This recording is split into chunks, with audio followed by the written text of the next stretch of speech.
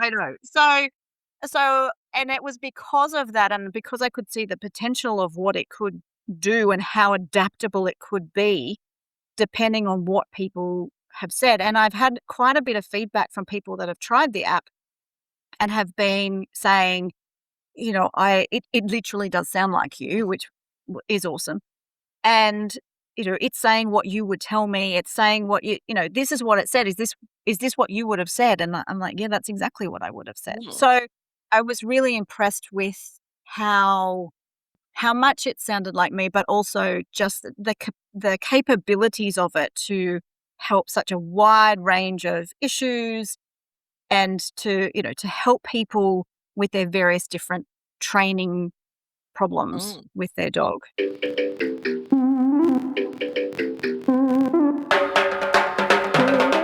Hello, humans and puggies. Welcome to the Pug Life Show, brought to you by Pug Parties, because your pug deserves to be the best dressed at the porty. And you can check out the pug fitting, harness and toilet friendly outfits at pugparties.com. I'm your host, Donna, and with me are my puggy co-hosts, Rosie and Kenji, with their rescue foster brother, Buster. So 2 months ago, I handed one of my pugs over to a robot. All right, not quite, but close enough. So Kenji was resource guarding, snapping at Buster over a bowl that wasn't even on the floor yet, and suddenly terrified of big dogs. And I was starting to wonder if his anxiety meds had actually stopped doing their job. So our force-free friend, Sarah Rutten from the Canine Perspective, said 7 words that changed our entire routine. Why don't you give my app a go? So 20 plus years of Sarah's training brain, her book, her courses, all of it poured into an AI that builds Kenji a training plan. And then, get this, rewrites it every single day based on what I tell it what happened that day. I have to admit, I was skeptical, but I paid for it anyway. I trust Sarah. This episode is what happened next. The dental day, the app pivoted the entire plan for. The car footwell win, I completely fluked. The bowl that now faces the wrong way but must never ever be moved. And the first time Kenji rolled over and asked Andrew for a belly rub. So Sarah's here to tell us how she built it. I'm here to gush about it. And stick around at the end because Sarah reveals the title of her second book, Puggies, and you are going to be the first to hear it. But before we zoom in, don't forget to subscribe to our newsletter. You'll find the link in the show notes so you can be the first to know when the next episode lands and get access to lots more Pugtastic goodies. Hello, Sarah. Normally the recording thing takes a couple of seconds to click over, but it knew it was you and me coming back on the show for another run. It knew. It knew. Of course it knew. So it's amazing. We get to have you back on again, which is awesome. I think between the last time we spoke and this time, you lost poor Dougie. We poor did. puppy. But he's up there over the rainbow, running around gaily. Finding snacks. I'm sure he's found all of the snacks. So yes, but we do miss him. It's been 2 months now since we had to say goodbye. 3 months actually. Time flies. So yes, it's been 3 months since we had to say goodbye. We miss him, but we know that he's in a better place now. So definitely. I know. And it was your posts were lovely because I agree. We don't talk about the grief part of losing our dogs, whether it's expected or not. I think sometimes it's actually worse when you expect it because you kind of have this long lead in and then you then still have the grief afterwards as well. I actually think that's worse in some ways. Yeah, I think they call it preemptive grief, where you start grieving knowing that it's coming. So you kind of start the process at that point. And then I must admit, after he passed, I don't know. I think I had done a lot of the grieving. Then I felt, and this was some of the things that I talked about. I know that's not what we're going to talk about today, but we might as well just quickly chat about it. The mixture of emotions that you feel when they go. There's that mix of sadness and loss and longing and heartbreak and relief. Yeah, because they're not suffering anymore. And my credit card got a nice relief from all because we were, he Senior was so pugs. unwell. Yeah, he was senior pug and he was so unwell that we were spending literally thousands of dollars a month on keeping him as healthy as he possibly could be. And I know that sounds Well, his best pug hello, life. yeah, we wanted to make sure that he had the best life he possibly could, and so my credit card took a massive hit. So that sounds really terrible. I can't believe I've just said that. But there was an amount of relief from an emotional point of view, from a financial point of view, from a it did take a lot of energy, and we wouldn't have changed a thing. We would have done everything the same had we had our time over, but you don't quite realize how much you're holding. You don't quite Yeah. realize how much emotionally you're holding when you're worrying about them and you're caring for them. And, towards the end, he couldn't walk. We had to hold him up. We had to, help him right at the end. He couldn't pee on his own. And Yeah. that in the end was the deciding factor, that he could no longer empty his bladder, but we were having to do everything for Yeah. him. And I think when you're holding that much and then you say goodbye, that there is an element of relief that comes with that. And then there's the guilt that goes with Feeling the that. relief, yes. Right. So there's this mixture of roller Mm. coaster of emotion that can kind of leave your head spinning for a while there. And I think it's important to recognize that all of it is okay. Mm.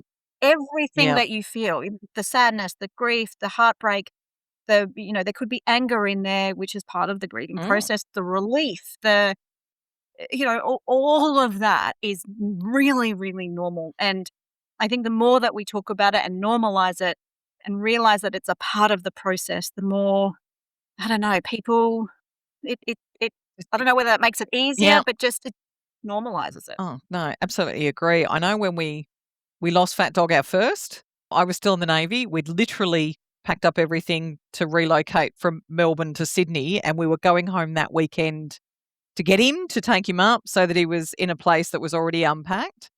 And I will still say this today, the little bugger decided that he didn't want to come to Sydney. And so Yeah. we went Yeah. home to pretty much say goodbye to him. Mm. And so that sucked. And same thing again. I had a similar thing of, why did you wait until we packed everything and then went? Like, why? That was always for me with Fat Dog, it was why. Mm. And then we lost Winston.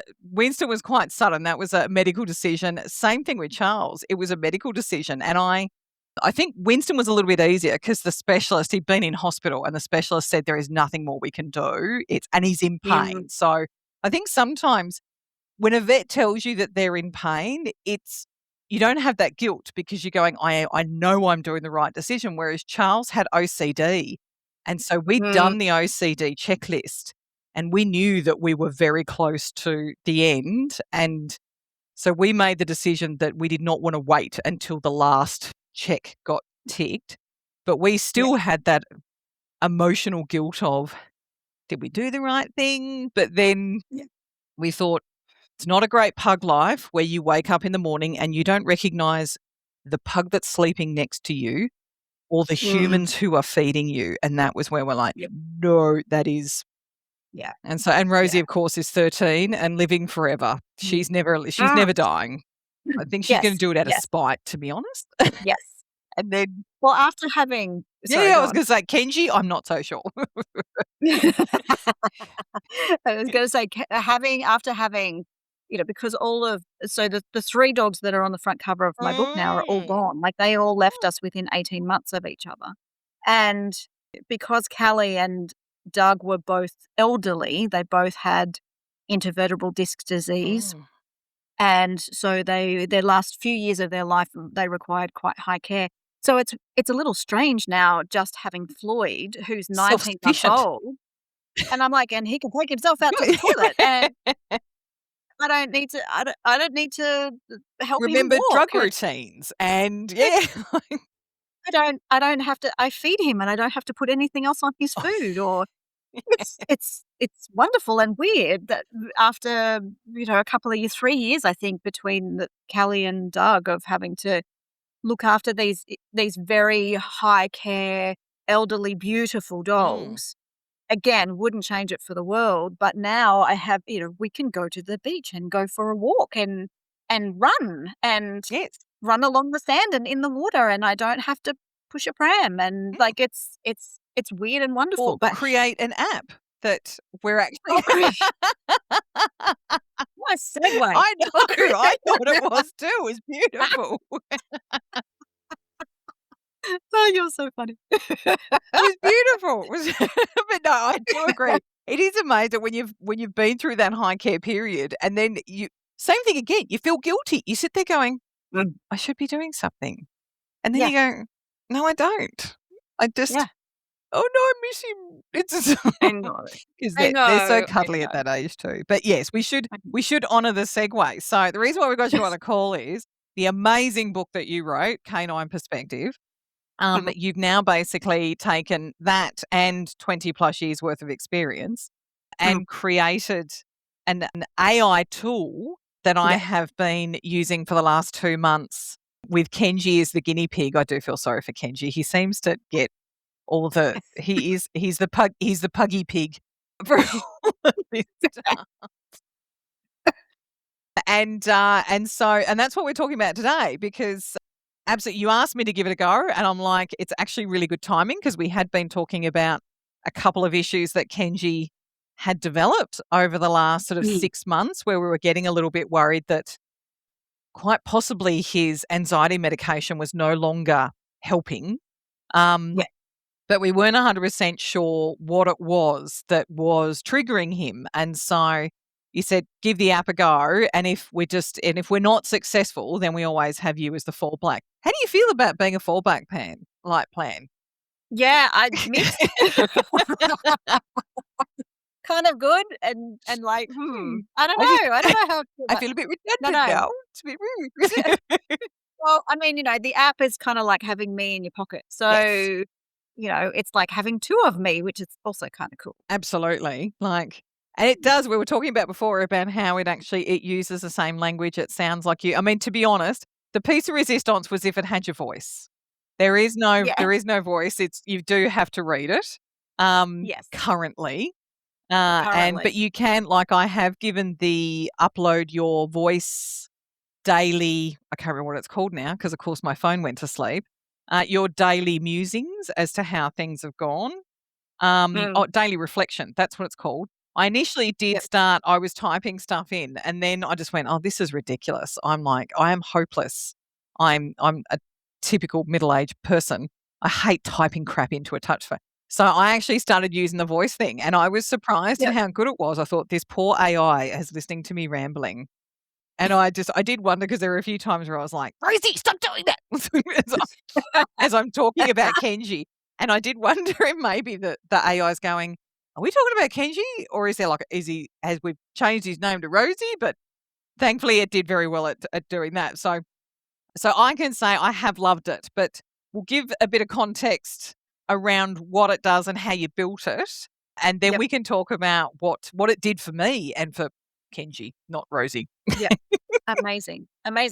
Well, I mean, and I mentioned this to you earlier, I was a little skeptical. AI, and I'm a fellow middle-aged woman, so AI, I'm sort of on the fence about AI. I think in some respects it can be great, in other respects it takes away the humanity and the humanness, which is what makes us so special. And so I was a little, do I want to make an app that is just a standard app? I don't another app, or do I want to make something that can actually be really useful and helpful, and how do I go about doing that when how do I duplicate me, so to speak? And so when I looked into this and I actually had a look at this particular type of AI, I was actually quite impressed. I was impressed with how adaptive that it is. I was impressed with how, and of course you try and trick it, right? When you're testing, you try and trick it. And you say stuff like, so if I smacked my dog, what would happen? And I actually liked the responses, like, smacking a dog is not the way that we do things. I was actually really, really impressed with the answers that it was kind of coming back with. Spoiler alert, don't smack your Yeah. pug. So we don't want to be Yeah. doing that. So I was really impressed with the way that it handled things. And in the back end, I've actually uploaded a lot of my IP is Mm. in the back end. So yes, it's AI, but it's not being pulled from. It's not ChatGPT and it's not Claude and it's not being pulled from the internet and it's not being pulled from various different sources. It is all my IP. Mm. So it is being pulled from my brain, Yes. so to speak. So, I have uploaded my book in the back end. I have uploaded some of my courses in the back end. So Mm. it is, yeah, it's essentially me in bot Yes. form. It's a It's a Sarah Sarah bot. bot. We have it. We need to Sarah change bot. the name of it. I know. So, and it was because of that, and because I could see the potential of what it could do and how adaptable it could be, depending on what people have said. And I've had quite a bit of feedback from people that have tried the app and have been saying, it literally does sound like you, which is awesome. And it's saying what you would tell me. It's saying what this is what it said. Is this what you would have said? And I'm like, yeah, that's exactly what I would have said. Mm. So I was really impressed with how much it sounded like me, but also just the capabilities of it to help such a wide range of issues and to help people with their various different training problems Mm. with their dog. So and the beauty of it, like it is based on subscription, but it is actually when you look at the amount per day that you pay, like I think it's $179 a year American, Yeah. US. And I know Australians don't really love paying for things in US, and I get that. But it works out to be like 70 Australian cents a day, Yeah. which is actually a lot cheaper than getting a trainer in.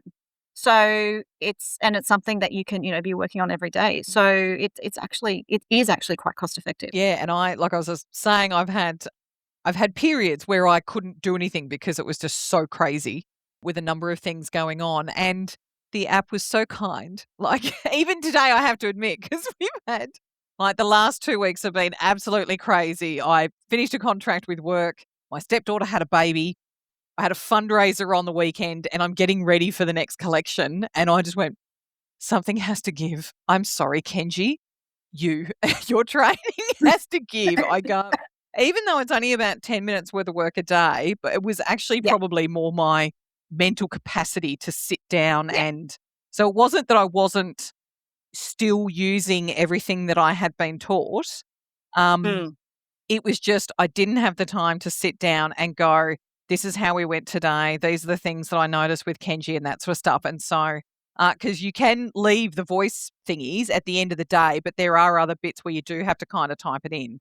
And Mm. so for me, it was just sort of like, as long as we're still doing it, that's really all that matters. And to be honest, I actually think it's like, today's like, good afternoon, Donna. Welcome back. Your thoughtful work with Kenji has already created so much calm. And it's so kind. It's like that all the way through it. Haven't seen you in a couple of days, Donna. How are things going with Kenji? It was just, I didn't feel particularly guilty about the fact that my ass was hanging out. It didn't go, where the hell Yeah, are you? What are you crying out doing? like, Kenji is going to die if you don't do this training. No, and look, that's one of the things that I really loved about this app and the way that it's set up is that you can, like you can nominate how much time you have for training, as little as 5 minutes, as much as I think an hour might Wow. be the most, which is actually a lot. But it gives you, and if you can't do it, it does push it to the next day. Yes, so So handy. it means it doesn't, you don't miss out on anything. But also the ability, that reflection at the end of the day of what you've noticed and what's worked and what hasn't worked. The beauty of the AI is that it then modifies. So it does Mm. come up with a training plan for you, but then it modifies that training plan on a daily basis. And that's where the AI comes Yeah. in.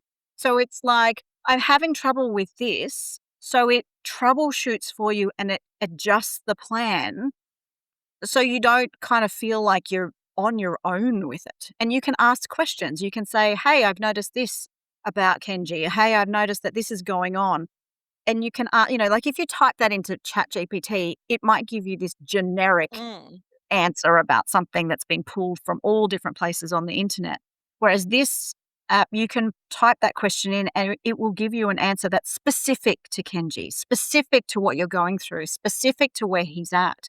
And that's what I loved about the AI component with this, is that it pulls the information, but then makes it specific to you and makes it specific to Kenji. No, I agree. Like when, sorry for interrupting. No, go. When I think we were 3 or 4 weeks in and Kenji was kind of starting to, because like mine was 10 minutes. That was the time that I had. And I'm trying to think there was something else, because Kenji has a weak spine, lactating patellas, and also hip dysplasia.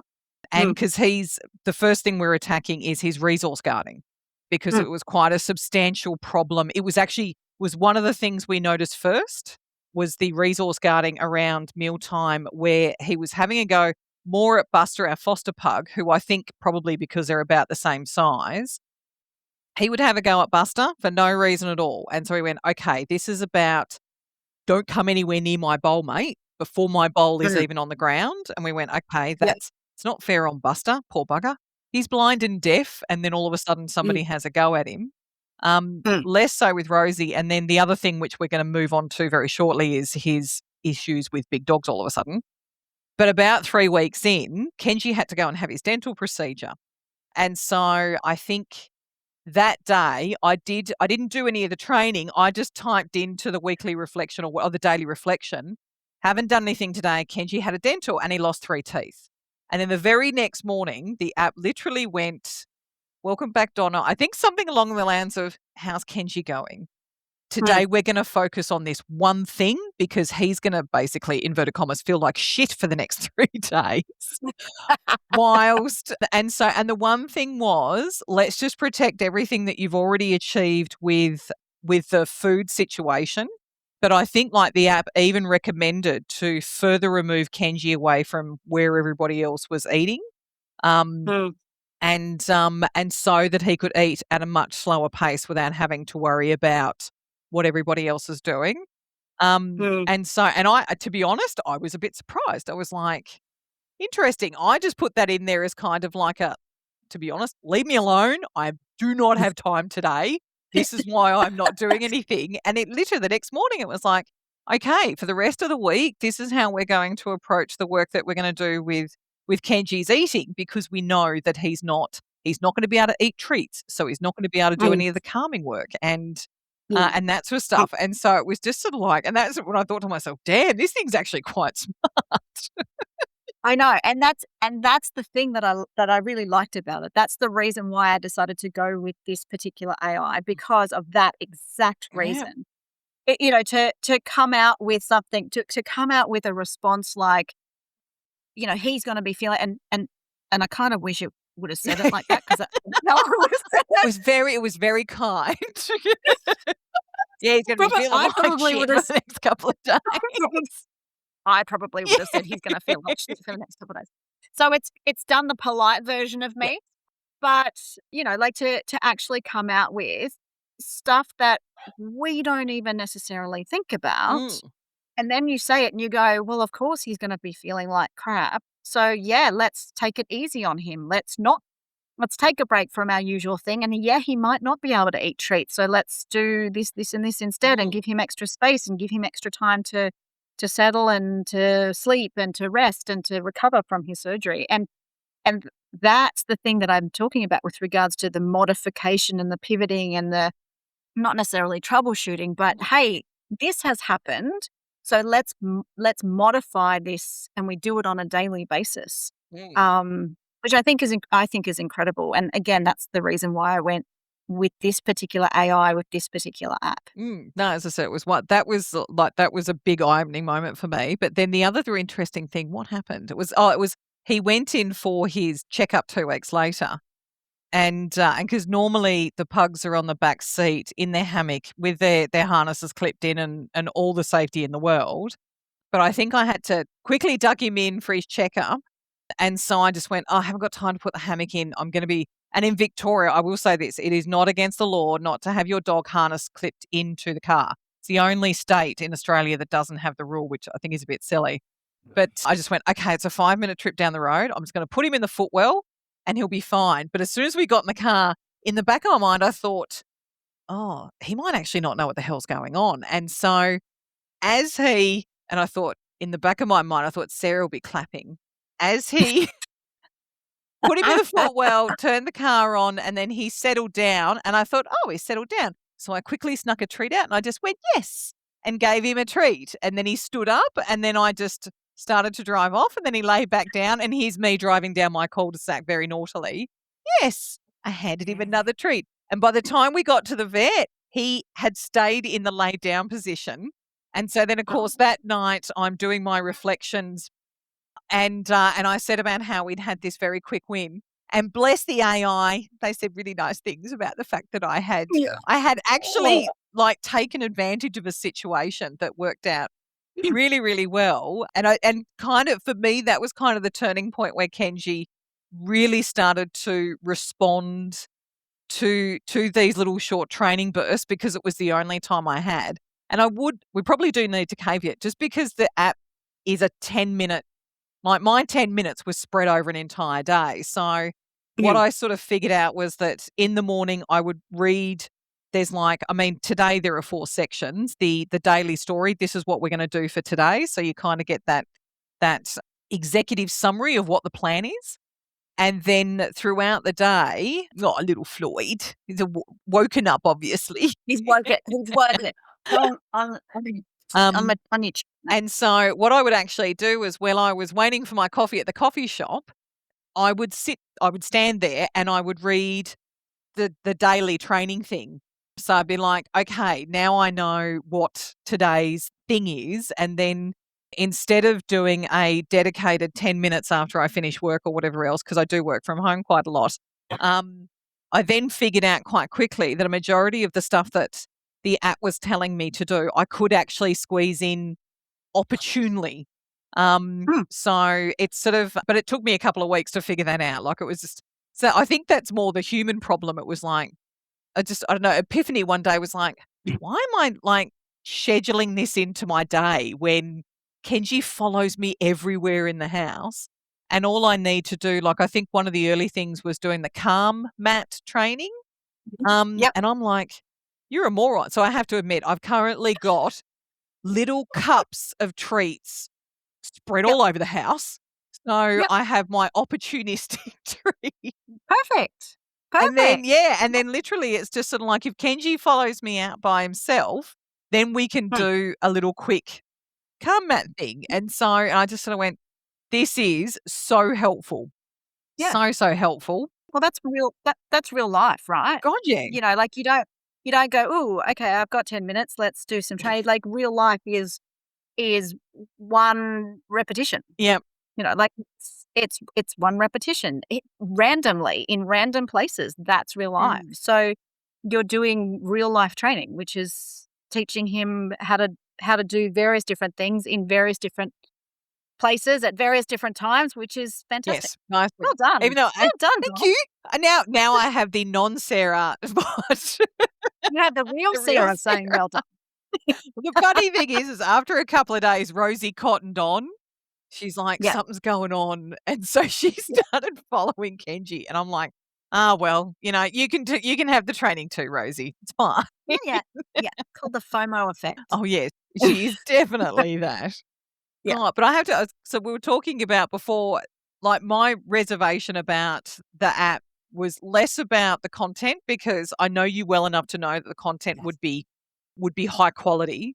My reservation was, if this is something that I have to do absolutely every day, and if I miss a session, I fluff up the flow, then this is quite a commitment. And I agreed to do it anyway because I just went, Kenji's mental health is so important to us that if something's going on at the moment that has got him going over threshold every day, there is something wrong. And so we do need to commit the time. And you alluded to it before, but I wanted to call it out quite specifically. There are days where I wouldn't do the training because I was just way too busy, or I shouldn't say wouldn't do the training. Now it's almost become a bit of a routine that we find opportunities and do it. But the time to actually put it into the app, that was the bit that I just, by the end of the day, I was just so done that I went, I haven't even got 5 minutes of time. Yeah. So the two things is if you miss a day, it just rolls over to the next day. And that actually, it took me a couple of days to figure out what I was doing, because I would go back, because I think I need to go back and check yesterday's training and make sure that, and then I'd be like, it's the same as today's training. Like, that doesn't, what the hell's going on? And then the penny dropped and I went, oh, And then you worked it out. Oh, you're a dunce. And then the other thing I will say is what I'd sort of discovered just by complete happenstance. Sometimes you don't get to do it all. Like, you just don't get time. Like, as I said, in the coffee shop, I will read the thing. And then there have been a couple of days where I've literally gone, I haven't done any of the training. I've just gone to the daily reflection section where you can do the voice thingy. And I've just literally gone, I did the following things today. I don't have time to do all the rest. And Kenji did the following things. And then the next day, the AI would pop up and say, based on what you told me yesterday, this is what we're going to do today. And and then I went, okay, this is worth my time. I never thought for a second this is worth my money. I just literally went, this is actually worth my time, because my time is probably more valuable than dollars. And so and probably the other thing I will say, we were talking about beforehand, with Kenji's resource guarding, with the app's help, we figured out that the best way to get Kenji to a point where he would eat calmly was that we had to actually flip his bowl around. So he now has the penthouse view out the back of the house. So his bowl looks out through the window at the back of the house. But what it means is his bum is to Rosie and Buster. Okay. So he can't actually, technically, he knows they're there, and even their bowls are spread. Like, Buster is right. We've put him in the pantry, which I know sounds like somebody put baby in the corner. So, you should imagine Andrew come home the night that sort of like through all the training, it just sort of said, if Buster needs more time to eat, and, that can sometimes cause a few arguments, then maybe what you need to do is like really separate him from Kenji so that Kenji calms down. And so I'm like, and my house is small. And so I just went, where the bloody hell do I put him? And then I went, the pantry. He's enclosed, but he can still come and go as he pleases, and nobody can see him. And so they've now kind of figured out that his bowl's in there, but it was just great. But like, Andrew's like, why is Kenji's bowl that way? And he's like, I need to move it. Don't touch it. Don't touch it. We now have this calm dinner routine. Don't muck with the dinner routine that I created. I was going to say, isn't a pug being in a pantry like a kid in a lolly shop? Like, the best place ever. The bottom shelf has no food. Even though I do know a pug who had mastered climbing pantry shelves. And I've seen videos. So I have seen proof of, because I'm like, no, wait, no. This pug has figured out how to do it, smart little bugger. Yeah. But yeah, and so the harmony that we have enjoyed over the last few weeks, now that it's kind of all bedded down, has been wonderful. And it's all been because we've just slowly done this every day. That kind of worked, even to the point where you will get it, not everyone may, especially in the mornings. I now play dog anxiety music. So as soon as I get up, because it's breakfast, as soon as we get up, I actually put the music on. And the worst part about it is Buster, who is the one that barks the most for breakfast, can't hear the bloody music because he's deaf. That's fine. Kenji, that's okay. Yes, Kenji can, and that's the most important thing. But yeah, with the app, there were all these things. It was just sort of like, well, I tried this today and I think it worked. And so the next day, the AI would say, okay, so these are the things that we tried yesterday. Let's do it again and then see what happens. And so it was really good. I have to admit, we're about to finish the food section and move on to the big dog section. I am wondering what is in store. That's I haven't jumped ahead to what's next on the list. Maybe I should. Yeah. Can I? I have to admit, maybe I haven't. See, I've been too busy, so I haven't even had time to Oh, no, there are. There are little milestones and everything. Oh, my God. Like, it's just, I will have to take screenshots so that I can share them in the Facebook group. Yeah. But the plan does because I'm going a lot. I don't know. I don't know what it's going to look I'll turn it around and you. Oh. It's not going to work. Because everybody's journey is different, right? So everybody's plan is different.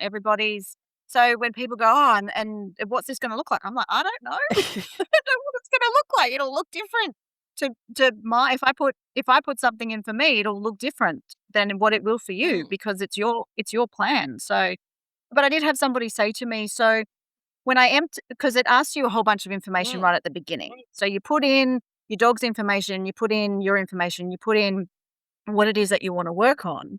And I had somebody, and then it puts together a plan that then modifies every day depending on what you put in as a reflection. And I had somebody say to me, so we're really similar. We're coming to the end of working on this thing that we wanted to work on. I think she was working on mat training. We've come to that. We're coming to the end, and I'd now like to do some work on lead walking. Do I have to pay for it again? And I'm like, no, you just put in when in your reflection that this is what you want to work on now, and the app then puts together another plan for you, and you keep going. That's the whole idea: is that you can be working on stuff for months, years, like if you want to.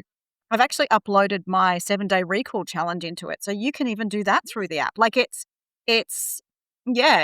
got the ability to work on various different things, and if something then crops up, you then can pivot and start working on that if you want. So yeah, it's a pretty amazing app. No, because we were talking about beforehand that I was sort of, in the back of my mind, I keep thinking, oh, maybe we could.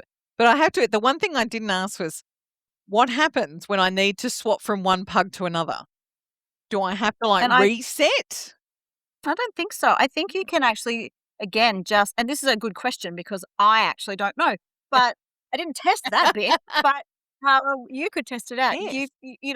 My way of thinking and the way that the AI is set up is, I think all you would have to do is in your reflection say, I don't want to work with Kenji anymore, or I have another pug. Her name is Rosie. She is however old Rosie is, and we're having issues with this. Can you put together a plan for me about Rosie, and can we do some work with Rosie? Or alternatively, if you do have multiple dogs, multiple pugs, and you want to work on things with both of them, I put it in to the reflections and just say, oh, I'm working with Floyd on this, but I've also got another pug, Doug. He's having issues with this. Can you add some stuff for Doug into this program? And pretty sure with the capabilities of the AI that it would very easily do that. So that then you've got, kind of simultaneous things happening at the same time. Well, interesting, because when I do the reflections, I actually, I put in, this is the way Kenji was with Rosie today. This is the way, or Rosie come along for, as I said, after a couple of weeks, she kind of cottoned on to if I follow Kenji out where mum goes out, there's probably a treat in for me. And it's so I'm trying to think, we were doing a bit of mat work where it was get them onto the mat for a couple of treats and then throw the treat off to get them and then say off the mat. And so, of course, when Rosie cottoned on to this, it was then on for young and old, 2 senior pugs, all trying to get to this one bloody treat. And I'm like, this is going to cause more arguments now. And because Rosie's got no teeth, so it's just sort of her treats have to be smaller, obviously, because she can't actually eat them. And so then I've got this double worry of oh my God, she's going to choke on this treat. And then there's poor little Buster. And because I do talk about with the app in all the reflections about, and the app did ask, how did he go with Buster tonight? So it's, it definitely sort of took into context. And so I think over the last 2 months, we've only had one time where Kenji's had a go at Buster. But even all this stuff keeps cropping up in my head. I was dead set certain because we have 2 dinners because of the way their nutritionist has got their meals set up. So they have what we refer to as first dinner and then second dinner, and they have to be 2 hours apart. And one is at 6:00 and one is at 8:00. And so if there is a night where I'm in the city, I don't get home until 7 at the earliest. And this was actually the first time after we'd started doing the training where I got home and I went, oh my God, they are going to lose their minds because I am home late. And of course, I get home and there's nothing. It is calm. I prep the bowls. I leave them sit for a couple of minutes so they can warm up a little bit. I have the same excited little bit of a jump and all that sort of stuff. And then I just lay it out and I'm standing there and I'm like, I am in the twilight zone. Like, I am an hour late home and there's no arguments, there's no anything. That's awesome. And so I put it into the reflection and of course the AI was like, that's amazing. And I'm just sort of like, I'm so glad you're amazed because I am as well. That's what Sarah would say. And she did just then. It was just incredible. It was me. Because as I said, I had a bit of I didn't think that it wouldn't not work, but I literally was just sort of like, oh my God, like these little things that you just sort of go, all the last 4 weeks worth of effort has actually been quite good. And so I was and then same thing again. And so the next morning, the AI was like, such a great win last night. Let's not repeat that tonight if we can. But let's sort of keep this routine. This routine seems to be working really, really well. And he's now actually at the point where Rosie will follow because Kenji's bowl goes down first. She is allowed to, I don't know if Kenji permits her or he's just so focused on dinner that he no longer realizes that she's there. She will come up and sniff his bowl and then she'll walk off. And I'm like, that would never have happened 3 months ago. I would be pulling them apart. And so I'm like, this has just been so good. And then I've got in the back one, I'm like, what else can I fix? Like, he's my fix it pug now. I'm addicted to the AI. I'm addicted to the app. What can I do now? So yes, it's all terrible. Hey, puppy. Sorry, I've just woken up Buster, who was asleep on one of my feet. Oh. So Buster's perfect. He needs no training. No, well, he's blind and deaf, Yes. right? So yes. Yes. So he just gets lots of cuddles and treats. Good. So do you want to talk about the different packages that come with the system? Because I'm sure people by this point in time are like, oh my God, how do I get Sarah in a phone? Yes. So by packages, are you just talking about? Yes. Is that what you mean? Yeah. Okay. So it is a subscription service. So it is not a free app, which I know that some people have sort of said, why isn't it free? Because we love free apps and I get that. I'm just going to shut my little blinds because I'm being blinded by the beautiful sunlight coming in through my window. So the Sunshine Coast actually has sunshine at the moment, which is very exciting. So, we all love a free app and I get that. And I would have loved to have made this free. But unfortunately, it costs money to produce an app and the way that this is run is on a subscription service. So you can purchase a quarterly subscription, which is $79 US. And the reason why it's US is because the platform is in America. Yeah. So it's US platform, so therefore it's in US dollars. So either a quarterly subscription or a yearly subscription. The yearly subscription is $179 US. And like I said before, it works out to be about 50 US cents a day or 70 odd, depending on the exchange rate, cents Australian, which is, that is, and if you look at the yearly subscription, $179 is a little over $200 Australian, or maybe about $220 Australian. But again, to get a trainer to come out multiple times, you're talking about quite considerably more money than that. It's an hourly rate. So yes, so from a cost effectiveness point of view, I believe that it's quite cost effective. And again, if you have a specific question that you put into the AI, you get a specific answer that is related to your specific dog and your specific situation, which is not necessarily something that you could do with ChatGPT or with Claude. So they're going to pull stuff from the other, from the other sources of the internet that makes things a little more generic than what this does. Mm. So that is part of the reason why it does cost money, why there's a subscription, because the technology costs me money. So Mm. that just the way that things go, unfortunately.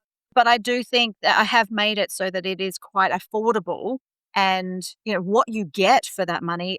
I mean, it's what I get for a free app and what I get for a paid app is it's like chalk and cheese. So I get a lot more out of the apps that I pay for. Yes. And I know that I have a yoga app that I pay about the same amount of money per year, and it's brilliant. Like, I love it because there's so many features, and yeah, much better than the free app that I tried, before that Yeah. one. So I I think that it's what you get out of it, what you get from it.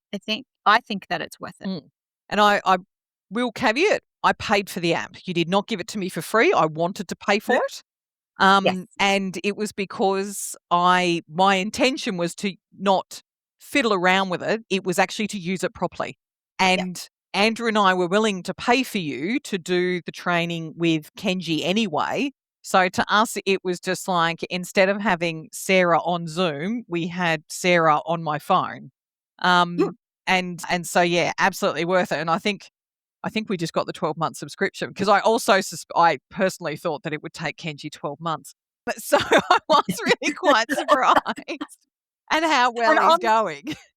And obviously it works out cheaper if you get the 12-month subscription, Yes. right? So $74 a quarter or whatever, $70 odd a quarter times by 4 is more expensive than if you get it. It's much cheaper to do it as a yearly subscription. So, that's the little caveat for that one as well. No, absolutely. And I mean, like, there are videos in there, and I'm just, as I said, like, we've been talking about all the things that I've had a hack at and all that sort of stuff. And this is not some dinky app that has like slideshows. There is a lot of information in here, which is why it is so responsive. Even though maybe I need to like do like a little hinky thing or something in it to see if I fluff it up. But actually, You can tell me so that I know what's going on. But actually, the one thing I will say, which we haven't actually talked about, is there is a coach tab. So you can still, outside of the training and everything else, you can actually you can have a chat with the AI about other stuff as well. And it does prompt you throughout, do you want to talk about this more, or all those sort of things? I haven't needed to yet. But I'll be, pending how we go with the big dog training, maybe one of them will be, how can I stop people with big dogs from not bloody well coming near me when I've literally said my dog doesn't like big dogs? Maybe I need to wear a T-shirt that says fluff off big dogs. Well, I'll tell you now, a lot of humans don't read. Yes. And, they're very many of them, most of them I'd like to think are well-meaning. Yeah. And most of them you'll find those big dogs are likely to be friendly. But, that doesn't help those little or big dogs. It really doesn't matter. It doesn't help those dogs who feel a lot of anxiety around other dogs. And it can be really challenging. Oh, yes. It can be challenging. I'm not sure if the app has an answer for that one, but we will see. I'll have to ask it and see. I'll see if it says something polite. It probably will. Like I said, I've been toying with the idea of changing the voice on it to be like a little more sassy. A little more sassy. Because that is actually a little more me. So I've been toying with it, but then it's hard, right? Because Australians would get that. Yes. Australians, like, I'm waiting for the time when they bring out a GPS that tells you you're an idiot, you've taken the wrong turn around. Like, I'm waiting for that. But I'm not sure that other nationalities would appreciate it as much as Australians Maybe would. we need to suggest to the app developer that one of the questions is, do you live in Australia? Yeah. And if you do, you get the sassy version. Actually, one of the other things it just come to mind because it's been happening so often of late that it's almost become commonplace. So another thing that I will say about the app and the training and everything we've done is that So Kenji is not a belly rub pug until we started this training. But he won't do it with me. He'll only do it with Andrew. And I've got no hassles with that.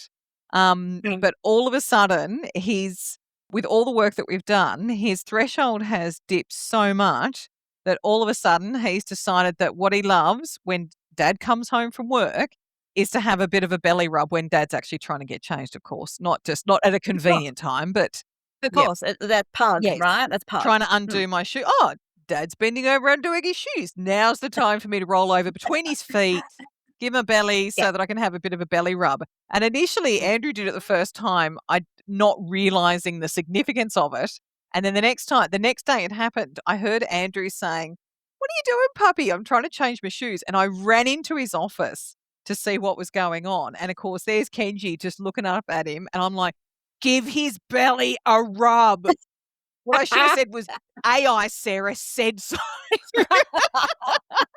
Sarah what says.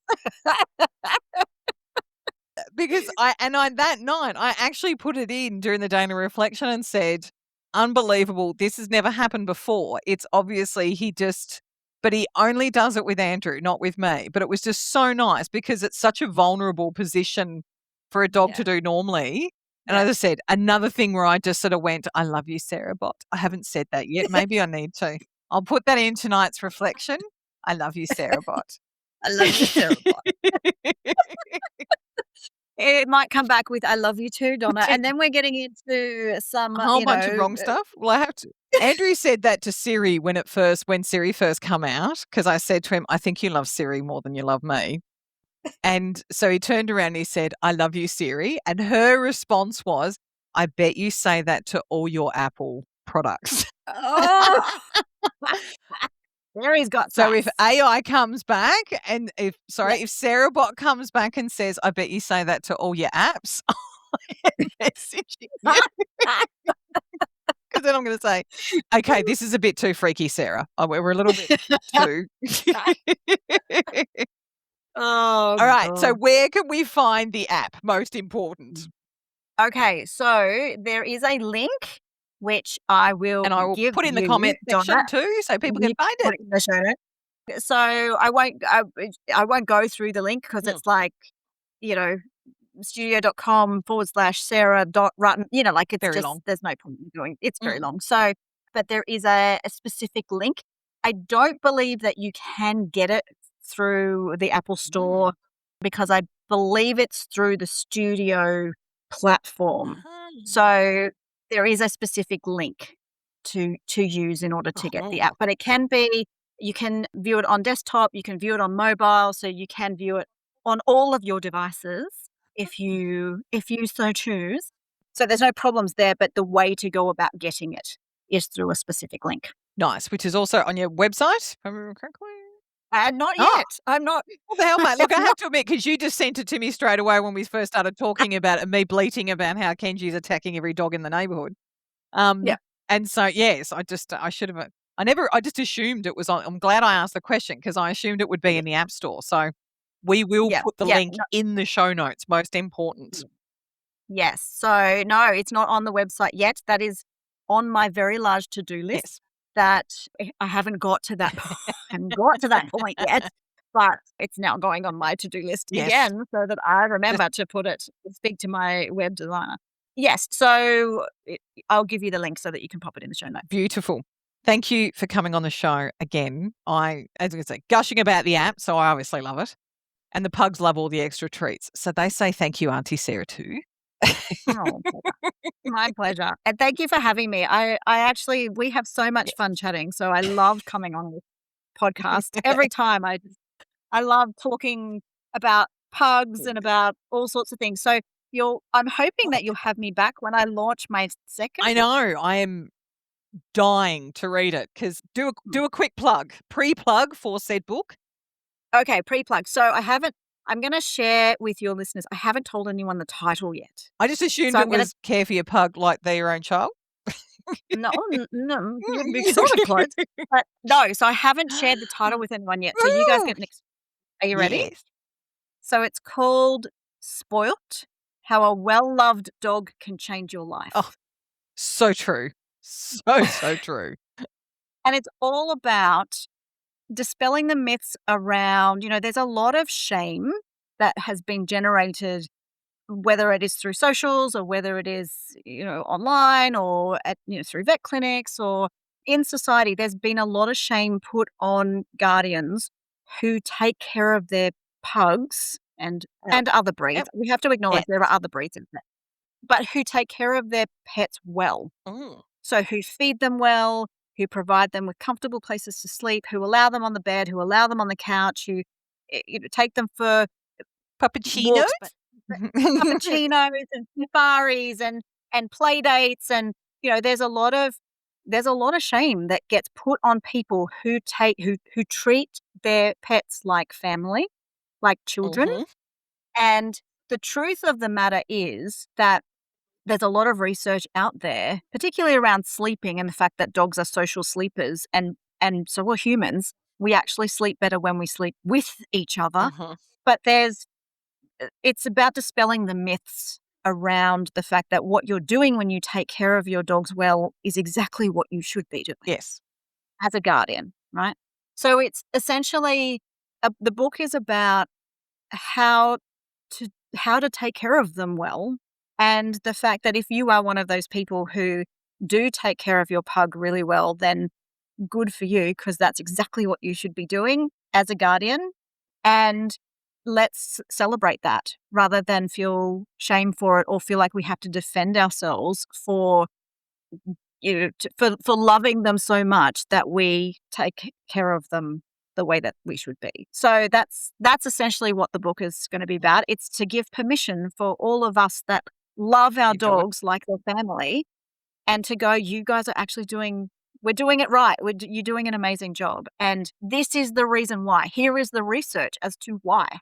This is the reason why we need to be feeding our dogs a really good diet, why we need to be letting them sniff on walks and not walking at heel, why we need to be allowing them to sleep on the bed and sleep on the couch, and why a puppuccino is a really Really good good thing, thing. so a really good thing. So so that's what the book is going to be about. At the aim at this point, my aim is to launch it before Christmas. So So I'll have yeah, Christmas to read it. Christmas presents for pugs. Yes.